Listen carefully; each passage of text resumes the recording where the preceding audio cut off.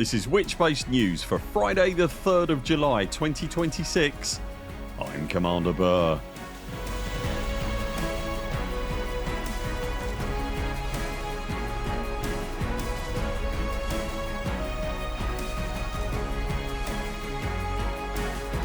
In Elite Dangerous news this week, the Kestrel becomes available for in-game credits, there's a new exobio CG in the Sanguineous Rim, the Faulcon DeLacy Nomad SLV launches into early access, and the Operations update finally arrives into Elite Dangerous.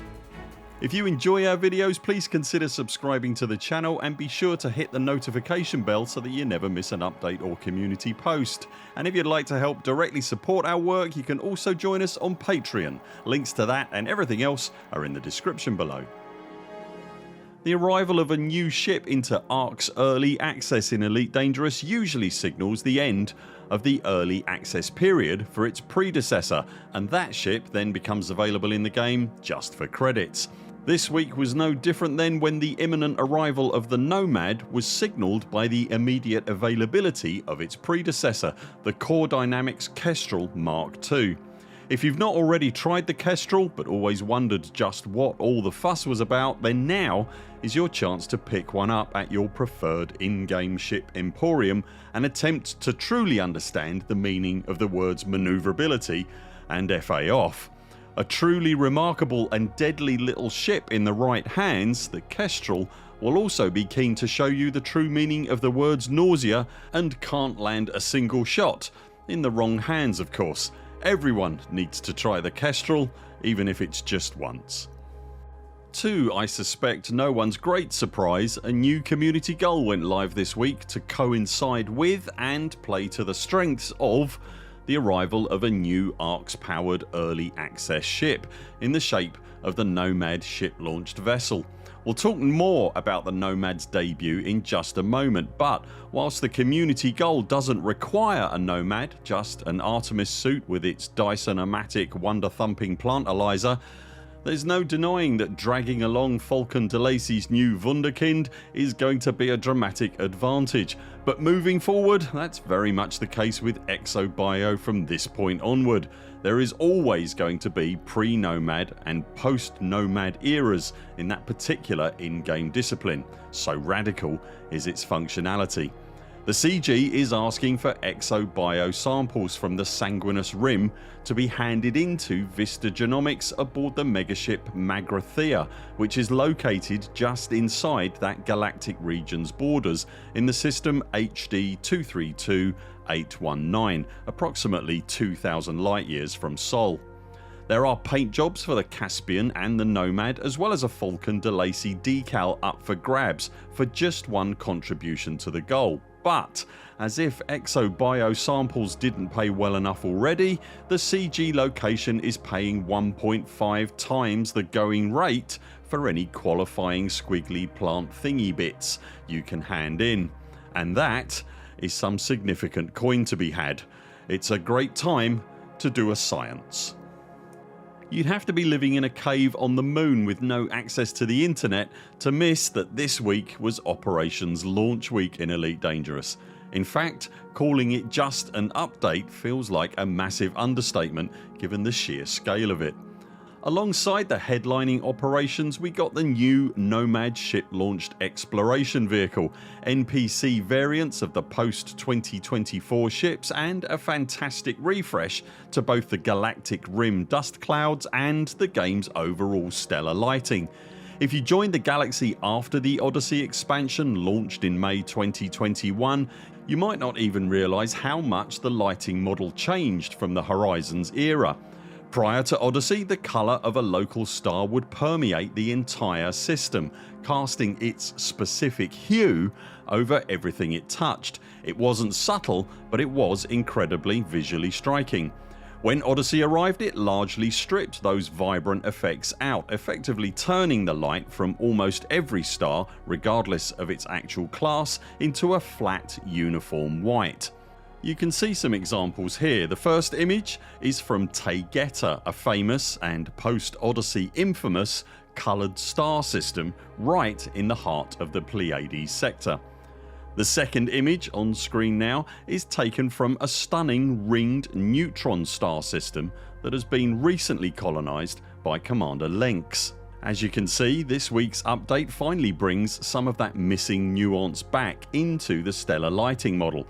Whilst it's not a total regression to the hyper-saturated days of Horizons, it's definitely more of a subtle evolution than a revolution. It is a very welcome improvement. Overall, instead of bringing stark colour filters back into the game, Frontier has opted for elegant hints of ambient colour paired with an overall much needed de-brownification of the galaxy. Speaking of a de-brownified galaxy, the stellar dust clouds along the galactic rim look completely transformed now as well, reflecting far more realistic blues and whites, as you can see on screen now. Whilst Operations definitely had its name above the door this week, the spotlight was definitely under threat of being stolen by the little ship that could, the diminutive Faulcon DeLacy Nomad SLV. Which aspect of the update won out for you personally will probably depend on which side of the combat versus exploration fence you tend to favour. Unlike a lot of multi-role ships in Elite Dangerous, the Nomad knows exactly what it wants to be. It is built almost exclusively with exobiology in mind, and in that role the community sentiment is screaming that it's a very welcome complete game changer. Don't let its exploration chops fool you however. The Nomad is a tough customer, but its inherent tankiness is geared much more towards fending off rapidly approaching planets than it is any rapidly approaching cannon rounds. But beyond its literal role, the arrival of the Nomad introduces some really intriguing questions about where the game is heading. In an interview published earlier this year on the Epic Games website, the development team opened up about the challenges of building the Operations update. At one point, executive producer Gauthier Vercaire noted that creating truly seamless combined arms gameplay, where ships, SRVs and on-foot commanders all fight in the same space, is a massive hurdle. The article specifically mentions the ridiculous scale difference between a human commander and an Anaconda, which is essentially the size of a conventional warship. How Frontier intended to bridge that gap wasn't clear at the time. At the Pit homestead we immediately thought they needed smaller class ships, but that was before the advent of the Nomad. It would only be sensible to question at this point, are future variants of the ship-launched vessel the solution to FDEVs' combined arms quandary?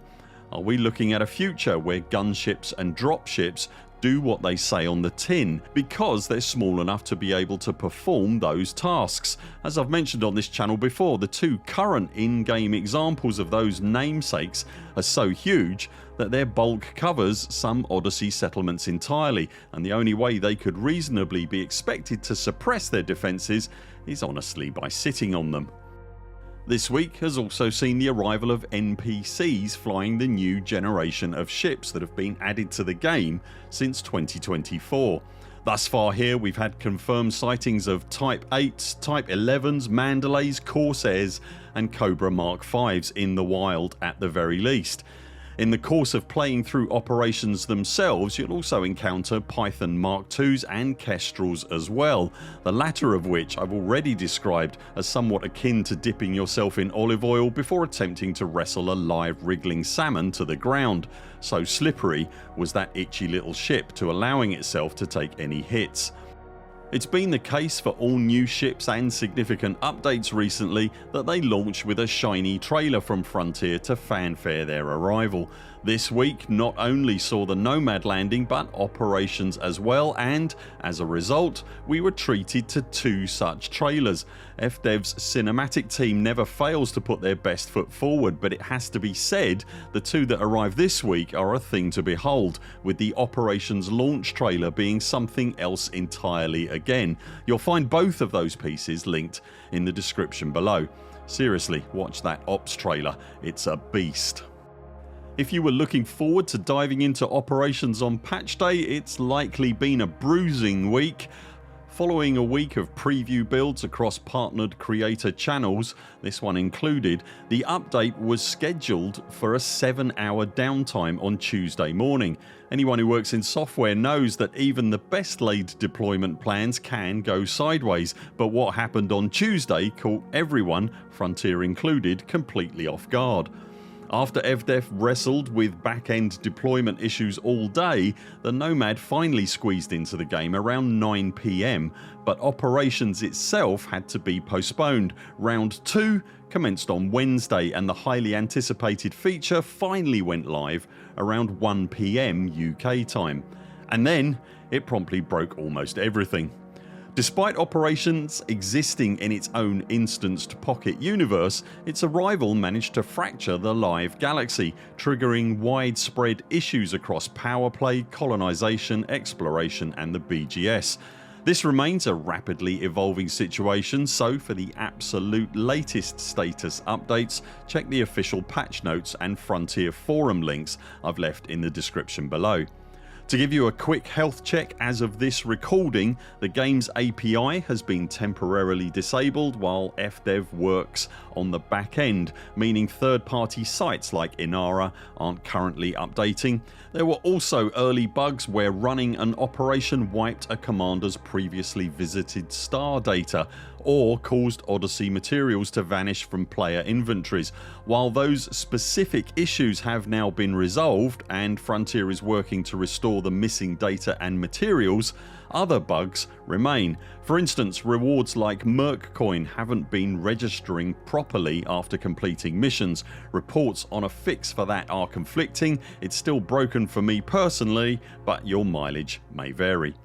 Launch disasters aside, the operations themselves have been incredibly well received. The difficulty has clearly been tuned since the preview build, with multiple reports of commanders successfully soloing the content, even if it takes a bit longer. We've now had the chance to run through a few of them here in a team of 4 with varying levels of gear and shooter experience. Honestly, they are an absolute blast and exactly the kind of cooperative content Odyssey has been crying out for. This feels like an important milestone for Elite Dangerous. If you view the game as an MMO, operations are its dungeons and raids. Right now the feature is in a similar state to colonisation when it first arrived. It's undoubtedly wobbly and needs some immediate ironing out, but the core foundation is fantastic. Combined with the implications of the new Nomad SLV, it's a genuinely exciting glimpse into where the game could go next. Did you grab yourself a Nomad SLV this week? Have you tried operations in a team or solo yet? And will you be picking up a shiny new Kestrel for credits? Let us know in the comments below. That's it for now. Thanks very much for watching. We'll be back later this week with more videos. Until then, 07 Commanders, follow the greens on the way out and do keep clear of the toast rack. We very much look forward to seeing you next time.